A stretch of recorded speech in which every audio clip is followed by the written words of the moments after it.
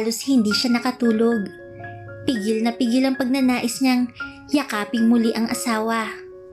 Kung ilang beses din niyang binalik-balik ang titigan ng maganda nitong mukha, hindi pa nangyari sa buong buhay niya ang pagmasdan ang isang babae, lalo pat hindi niya ganun kakilala.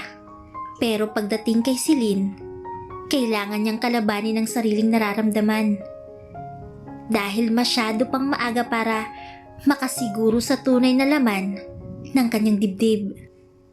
Gumalaw ito at bahagyang napaawang ang natural na mapula nitong labi na siyang naging dahilan upang mapako ang kanyang buong atensyon dito. Napapalunok siya habang dahan-dahan na lumalapit sa mukha nito at diretsong nakatutok ang tingin sa mga labi ng asawa. Hustong ilalapat na niyang kanyang labi nang muling gumalaw ito. Mabilis siyang bumaling sa kabilang bahagi ng kama sa takot na mahuli siya nito sa tangka niyang paghalik. Pumikit siyang muli upang ituloy ang pagtulog ngunit hindi siya dalawin ng antok. Muli niyang pinagmasdang muli ang natutulog na asawa at isang magaan na halik sa buhok ang kanyang ginawa bago na pagpasyahang bumangon na. Good morning, Sir Jackson. Bati ng mga kasambahay na abala na sa paglilinis at pag-aasikaso sa kusina. Good morning. Nakangiti niyang tugon sa mga ito. Anong lulutuin niyo for breakfast? Fried rice po tsaka bacon and egg. May ipapaluto po ba kayo, sir? Tanong ni Tina. Ano pa bang nasa fridge? Naku sir, marami po.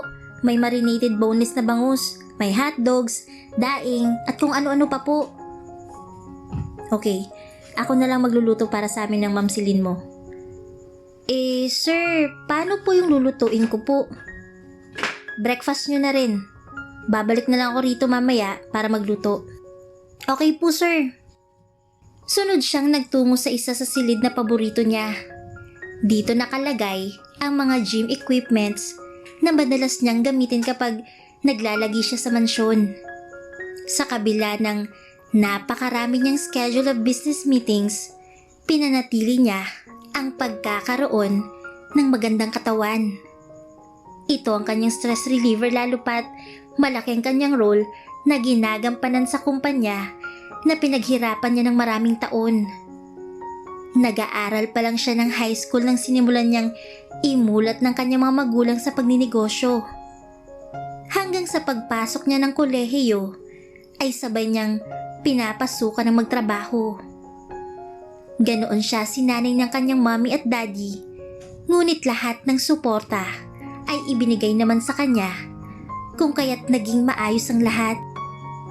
Likas siyang matalino at sa kasalukuyan ay nangunguna sa makapangyarihan sa business world. Madalas siyang katakutan ng kanyang mga competitors at madalas din siya ang nais maging business partners dahil sigurado na maganda ang kalalabasan.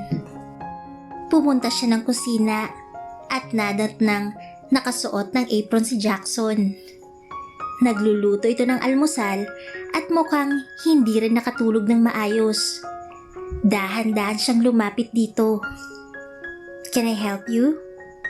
It's my off today, Mrs. Anderson, and it is my duty to serve you. Are you sure? Tanong niya. You can kiss me instead. Ani ito at malagkit siyang tinitigan. Napalunok siya nang wala sa oras dahil sa tinuran nito, lalo pa nang i-focus nitong tingin sa kanyang mga labi. Hindi niya maiwasan na mapadako ng tingin sa abs na bakat sa sandong suot nito. Unti-unti itong lumapit sa kanya kung kaya't mariin siyang napahawak sa gilid ng mesa. Maingat siyang hinawakan sa bewang at ibinaba ang mukha patungo sa kanya. Sir! Bigla silang natigilan at sabay na napatingin sa pinanggagalingan ng boses. Ay, naku, sorry po sa abala. May kailangan ka ba, Tina? Tanong niya at naramdaman niyang hinapit pa siyang lalo sa bewang ng asawa. Kasi po Ma'am Celine, akala ko po naiwan ni Sir yung niluluto niya. Para po kasing nangangamoy sunog. Okay na Tina, medyo toasted lang pagkakaluto ko. Sagot ng asawa.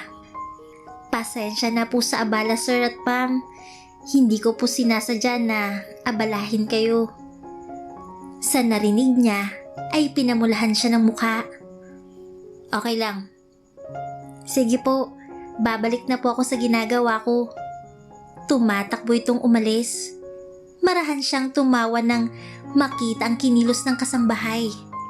Nang bumaling siya kay Jackson, ay nakatitig na naman ito sa kanya. Hindi niya na ituloy ang nais niya sanang sabihin nang magsalita ito. That's it. Tumango siya at tinulungan ito sa paghahanda ng pagkain. Humanga siya kung paano nito nagawang magluto ng almusal nila. Maayos at pawang sanay ito sa ganong gawain. Isa na namang revelasyon ang natuklasan niya sa asawa at mukhang marami pa siyang malalaman sa mga darating pang araw. Ipinaghila siya nito ng upuan at ito pa mismong naglagay ng pagkain sa kanyang plato. Ang feeling niya ay isa siyang napaka-espesyal na tao para dito sa mga oras na yun. Pagkatapos nilang kumain ay umakyat siya papunta sa kanilang silid. Hindi siya hinayaan ng asawa kahit magligpit man lang ng pinagkainan nila. Saktong pagpasok niya sa loob ay nagring ang mobile phone niya na nasa mesa malapit sa kanilang kama. Hello? Ania? Celine Adriatico? Yes, speaking. This is Director Rico Soto. I would like to invite you for the audition of our upcoming teleserye. Talaga po, Direk? Yes. Please come to the Artist Center Studio tomorrow at exactly 9 in the morning, okay? Noted po. Thank you. Okay, see you there.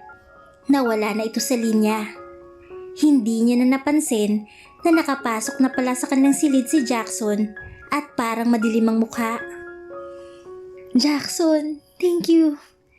Tinakbo niya ang pagitan nila at niyakap niya ito. Why? Nagtaka man ngunit halatang nagliwanag ng mukha nito. Kausap ko kanina si Direk Rico Soto at inaanyayahan niya akong mag-audition bukas. Bakit kailangan mo magpasalamat sa akin? Because I think I'm so lucky to have you in my life. Aniya, at mabilis na hinalikan sa mga labi ang asawa. Bigla siyang nakaramdam ng hiya dahil sa ginawa niya. Kung anong bilis niya nang yakapin ito, ay siya ring bilis niyang bumitaw. Mabuti na lang at nakatalikod na siya agad. Kung hindi, baka nasaksihan pa nito ang pamumula ng kanyang mukha. Ramdam na ramdam niya ang pag-iinit ng dalawa niyang pisngi na para bang may isa siyang malaking kasalanan na nagawa.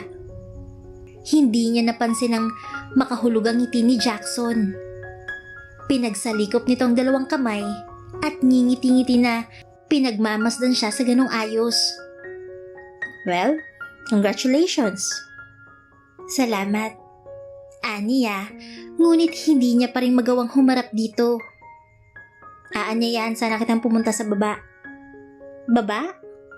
Bigla siyang napaharap sa asawa. Yes, sa baba. May ipapakita lang ako sa'yo. Okay. Humakbang na siya para sana maunang makalabas ng kanilang silid, ngunit hinawakan itong kamay niya. Is it okay? Tanong nito at bahagyang pinisilang palad niya.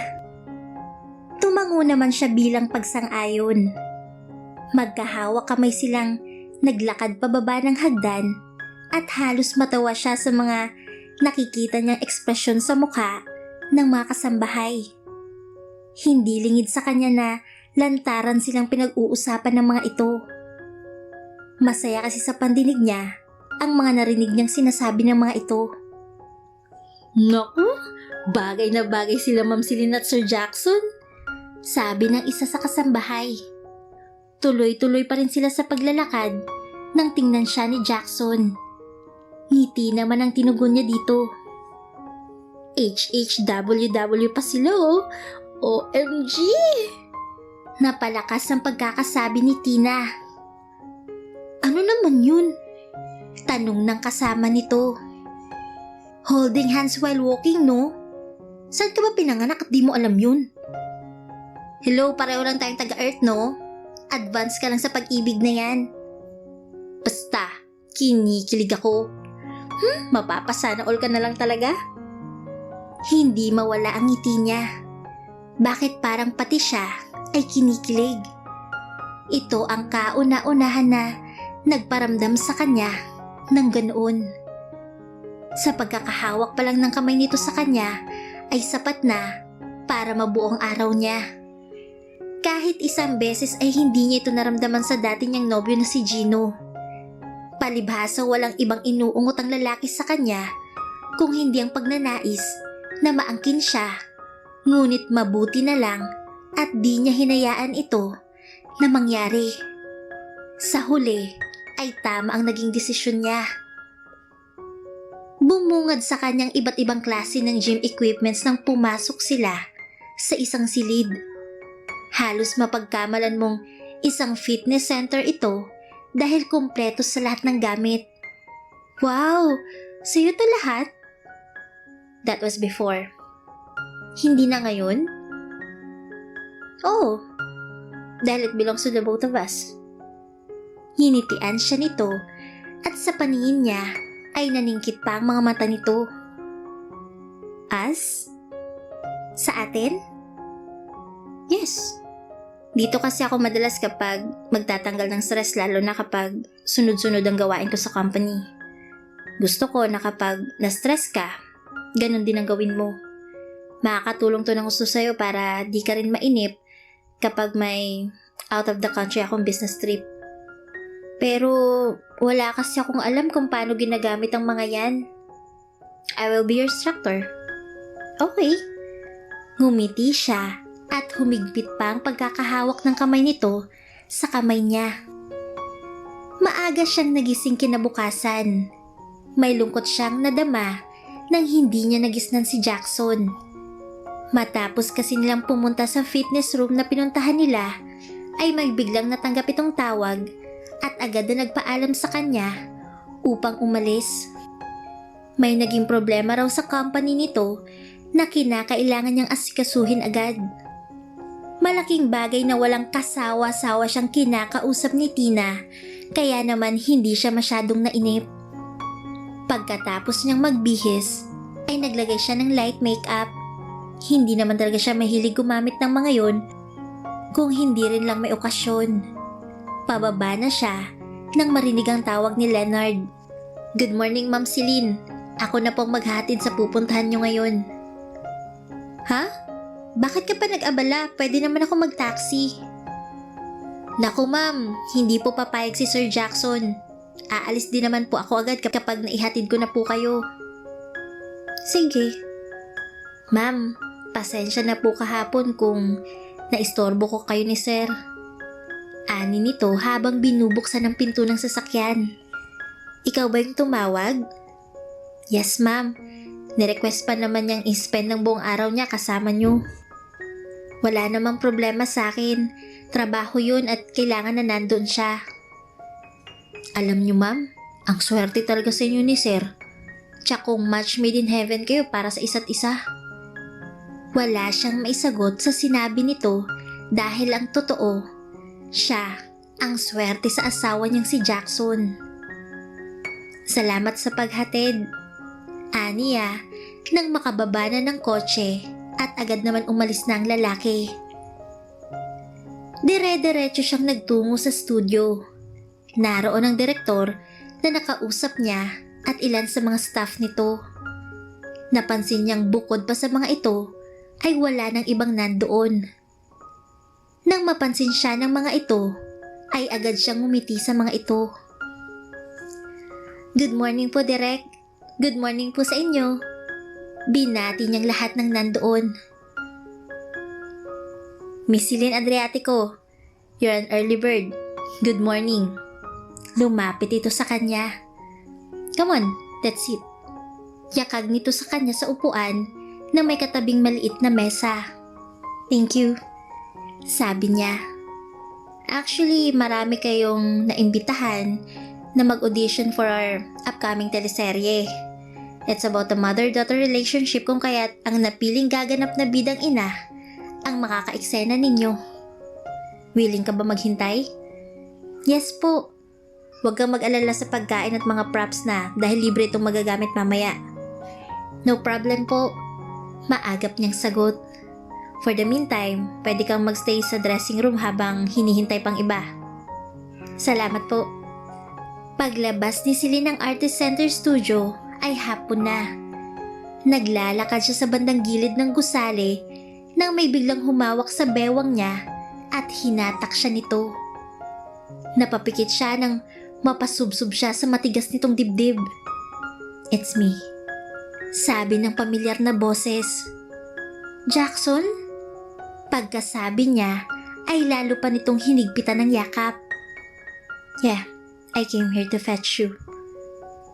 Paano kung may makakita sa'yo dito? Nag-aalala niyang tanong. Don't worry, walang makakakilala sa akin. Sumilay ang ngiti nito. Kahit nakasuot ito ng shades, ay kapansin-pansin ng kagwapuhang taglay nito. Let's go. Ani nito at bahagya pa siyang dinampian ng halik sa ulo.